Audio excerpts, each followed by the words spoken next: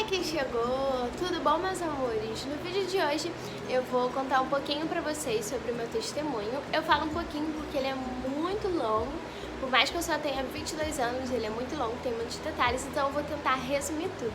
A Cíntia Melo, irmã da Suelen PDN, ela comentou num vídeo meu pedindo pra mim contar minha história e eu já tinha vontade de contar meu testemunho. E eu fiquei meio assim, porque eu sei que pode rolar alguns julgamentos, mas minha amiga Natália falou pra contar mesmo, e aí, seja o que Deus quiser. Então, bora lá. Gente, eu contei meu testemunho, assim, contei e preguei numa igreja a qual eu fazia parte, que eu não vou falar o nome aqui por diversos motivos, e a igreja que eu aceitei Jesus, e contei outras vezes junto com um antigo pastor. Ele me levou pra Volta Redonda, ele ia pregar e ele pediu pra me contar um pouquinho minha história antes. E também contei um pouquinho da minha história uma vez que eu fui na igreja, que eu não me lembro o nome agora, mas é a antiga Rema de Edson Passos, ela mudou. Eu fui convidada pela Andressa e pelo esposo dela a irem lá falar um pouquinho com os adolescentes, então eu também contei um pedacinho da minha história. Gente, e resumidamente a minha história começa do começo. A minha história começa quando a minha mãe ficou grávida de mim. Quando a minha mãe ficou grávida de mim, ela na verdade não tinha certeza se estava grávida ou não, e ela tentou abortar. Meus pais tentaram me tirar e não conseguiram, como vocês podem ver. Mas ela não tinha certeza quanto tempo ela estava grávida, nem nada. Então, eu tava no quadril, acho que na costela que se fala, então não tinha barriga, não tinha nada aparecia. E aí ela foi passando o tempo e ela não tinha certeza se tinha conseguido tirar, e segue o baile, e eu nasci. Eu nasci em casa. Eu pedi pra minha mãe contar a história um pouquinho, há alguns dias atrás. E, resumidamente, ela estava sentindo dor, meu pai saiu para trabalhar, ela não sabia do que era, e ela dizia que quando ela ficava deitada doía mais e sentada era melhor. E aí ela foi, tomou um banho de água quente, e a gente sabe, né, quem assim pesquisa, o banho de água quente ajuda no parto e tal, mas ela foi tomando um banho de água quente porque ela estava se sentindo muito mal, com muita dor nas costas. E quando ela foi literalmente sentar no vaso, quando olhou, ela viu que estava coroando, e aí ela me segurou, porque senão eu ia bater a cabeça. Eu era muito pequenininha, ela ficou desesperada, não sabia o que fazer, cortou o meu cordão umbilical com um punhal que ela tinha, e a placenta ficou dentro dela, né? Ela não sabia de nada, então ela estava sentindo muita dor. Ela me enrolou numa blusa, acho que do Brasil e do Vasco, e me colocou num colchão. E eu, como uma pessoa até hoje muito preguiçosa, só dormia. Ela não sabia se era menino ou menina, nem se estava viva ou não. E aí, meu pai sabia que ela estava passando mal quando ele saiu para trabalhar e voltou. Quando ele voltou, ele tinha ido buscar a mãe da minha mãe, a minha avó. E a casa parecia um filme de terror, porque ela tinha acabado de parir, sem saber que estava parindo. E, enfim, a casa parecia um filme de terror. Minha avó olhou pra criança, ela não sabia o que era também, ela olhou, eu tava muito quietinha, tocava em mim pra ver se eu tava viva e me colocou dentro de um saco de lixo. Por quê? Porque é onde eu moro, é na casa de trás, onde eu nasci, a casa do meu pai. Tinha a rua, né, tinha gente no quintal, e minha avó não queria que ninguém soubesse, até porque ia milhões de perguntas, enfim. Então minha avó pegou, me colocou dentro de um saco de lixo, eu enroladinha, e me colocou dentro do carro, e meu pai, minha mãe e ela foram pro hospital, né, pra tirar a placenta da minha mãe e ver como é que eu tava, porque não teve pré-natal, não teve nada, não teve chá. Enfim, resumindo, foi isso.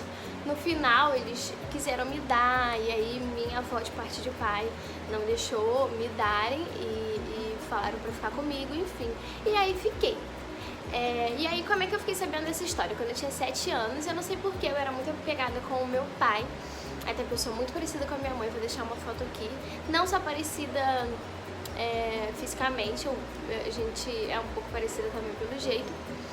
E aí, eu era muito grudada com a minha mãe quando eu era pequenininha, mas eu sempre falei que eu queria morar com meu pai.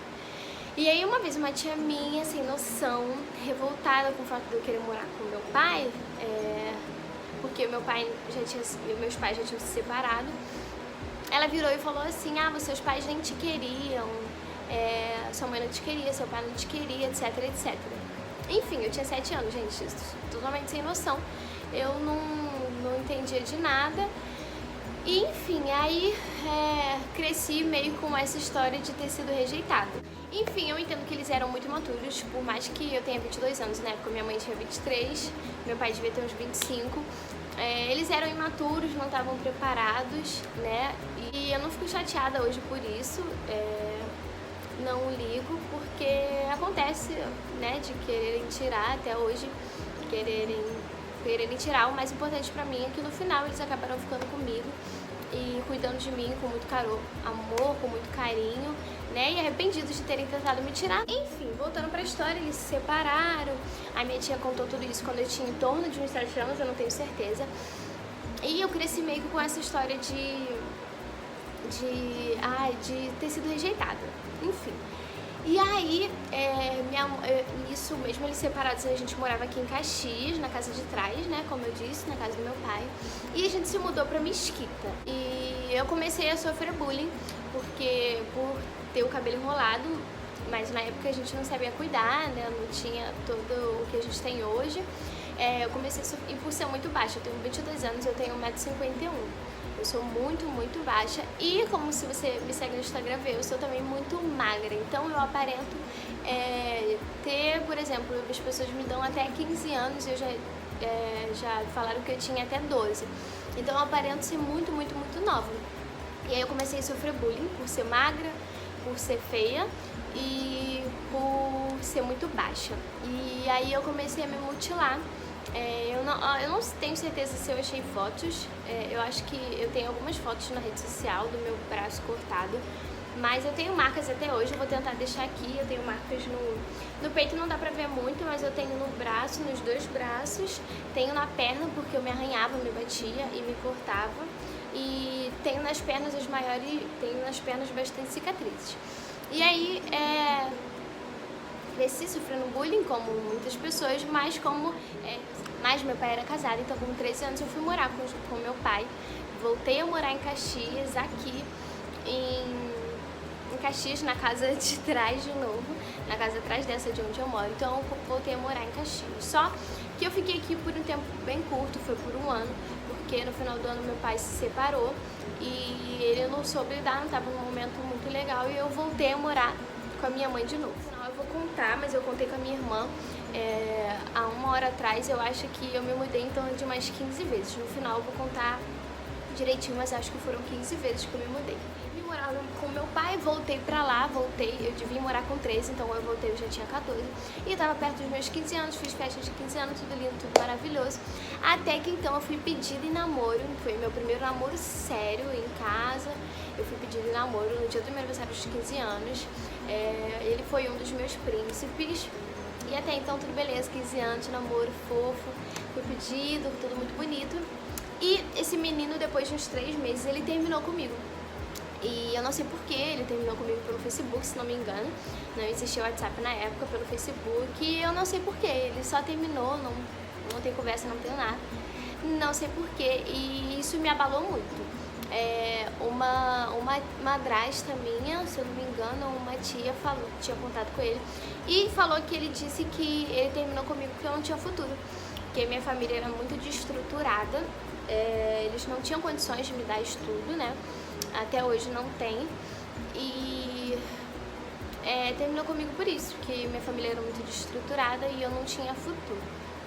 Eu não julgo porque eu não sei se isso é verdade ou não, que me falaram, e mesmo se fosse, não sou eu que tenho que julgar ninguém. Enfim, gente, quando foi um pedido do caramba, esse meu pedido de namoro de 15 anos, teve vídeo no YouTube, teve minha festa de 15 anos, ele também foi um dos príncipes, teve buquê, teve isso, teve toda uma palhaçada, e ele terminou depois de 3 meses, não sei porquê, até hoje não sei. Enfim, isso mexeu muito comigo, eu fiquei muito chateada, muito revoltada. E aí eu comecei a sair, né, tinha acabado de fazer 15 anos, comecei a sair bastante. A minha mãe nunca foi de me prender, as pessoas sempre disseram que ela parecia mais nossa amiga do que a nossa mãe, porque ela sempre foi tranquila a isso. E aí eu comecei a sair pra social, coisa e tal, né? Não é pra baile, nunca fui pra baile, gente, não que eu me recordo. Comecei a sair, né, social, de resenha de adolescente, etc. Aí comecei a beber, enfim. Mas aí, antes de eu chegar pro que, assim, as pessoas costumam contar como o meu testemunho, que mais Deus mudou em minha vida, eu mudei pra Niterói. Como eu disse, eu acho que eu já falei, eu não me dava muito bem com a minha mãe, a gente brigava muito, pra gente ser muito parecida, enfim, a gente brigava muito. Hoje nem tanto. A gente brigava muito e eu fui morar com a minha irmã mais velha em Niterói.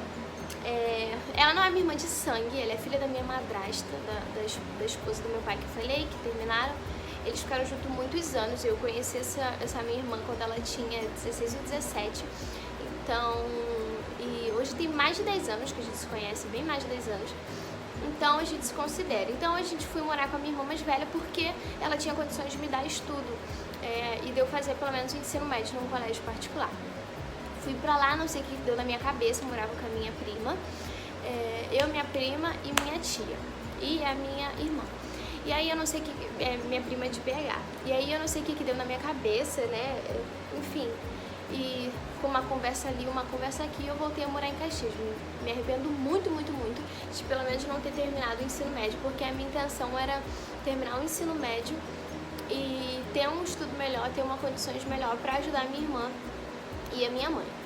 Enfim, voltei de Niterói, não sei por qual motivo, razão ou circunstância.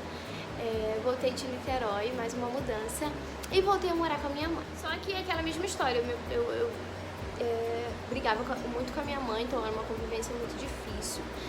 Como a minha irmã, ela é bem mais grudada com a minha mãe e ela foi criada pela minha mãe sozinha por menos tempo, distante do meu pai, ela é muito mais grudada com a minha mãe. Elas pensam muito mais igual. Na verdade, eu não penso igual a ninguém. Isso é muito estranho. Enfim, ela é muito mais grudada com a minha mãe, então ela não se vê longe da minha mãe de maneira nenhuma. E eu voltei a morar com a minha mãe, voltei a estudar em Mesquita, voltei pra Mesquita e comecei a me relacionar com meninas.